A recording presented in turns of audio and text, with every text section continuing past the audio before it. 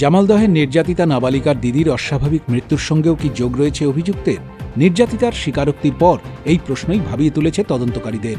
নির্যাতিতা নাবালিকা তার স্বীকারোক্তিতে জানিয়েছে, অভিযুক্ত অত্যাচারের সময় তার দিদির মৃত্যুর প্রসঙ্গ তুলে ধরে হুমকি দেয়। ধর্ষণের কথা কাউকে জানালে প্রাণনাশেরও হুঁশিয়ারি দেয় সে। এই স্বীকারোক্তি গোটা ঘটনার মোড় ঘুরিয়ে দিতে চলেছে বলে মনে করছেন তদন্তকারীরা। পরিবার সূত্রে খবর, কয়েক বছর আগে নির্যাতিতা দিদির অস্বাভাবিক মৃত্যু হয়।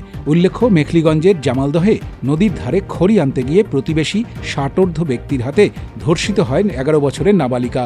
বৃহস্পতিবার দুপুরের ঘটনার কথা বাড়ির লোক জানলেও শনিবার তা প্রকাশ্যে আসে। পুলিশ অভিযুক্তকে গ্রেপ্তার করলেও রাতেই রাজ্য সড়ক অবরোধ করে টায়ার জ্বালিয়ে চলে প্রতিবাদ। এই ঘটনায় সরব হয়েছে জামালদহ সচেতন নাগরিক মঞ্চ। তাদের ডাকে রবিবার সকাল থেকেই জামালদহে চলছে 12 ঘণ্টার বন্ধ। অন্যদিকে নাবালিকার চাঞ্চল্যকর স্বীকারোক্তির ঘটনায় অভিযুক্তের কড়া শাস্তির দাবিতে সরব হয়েছে হিন্দু জাগরণ মঞ্চ। এসইসিআইয়ের পক্ষ থেকেও রবিবার জামালদহ বাজারে প্রতিবাদ মিছিল বের করা হয়।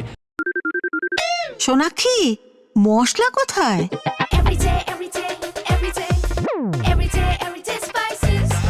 এভরিডে মশলা, দেশের স্বাদ। অভিযুক্তের বাড়ির সামনে কড়া প্রহরায় রয়েছে পুলিশের বিশেষ দল। কোচবিহার জেলার জামালদহে 11 বছরের এক নাবালিকা ধর্ষণের শিকার হয়।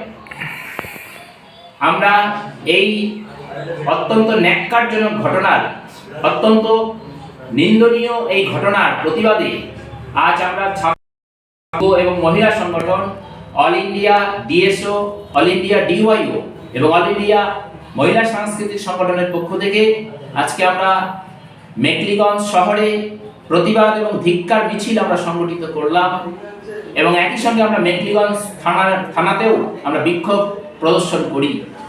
আমরা প্রশাসনের কাছে বলতে চাই, আজকে যেভাবে এই নাবালিকা থেকে শুরু করে বৃদ্ধা পর্যন্ত একের পর এক ধর্ষণের ঘটনা ঘটছে, তা অত্যন্ত উদ্বেগজনক। এই যে নাবালিকা ধর্ষণের ঘটনায় অভিযুক্ত ব্যক্তিদের আমরা সর্বোচ্চ সাজা চাইছি, তাদের দৃষ্টান্তমূলক শাস্তি চাইছি। এই দাবিতেই আজকে আমাদের এই বিক্ষোভ এবং প্রতিবাদ মিছিল।